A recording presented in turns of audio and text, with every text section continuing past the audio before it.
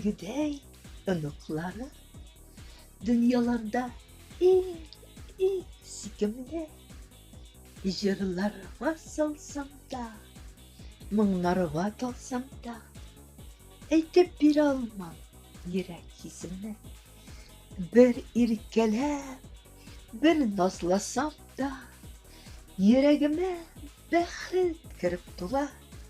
Яннарымда сез булганга гына, күңелемдә бер моңлы җыр туа.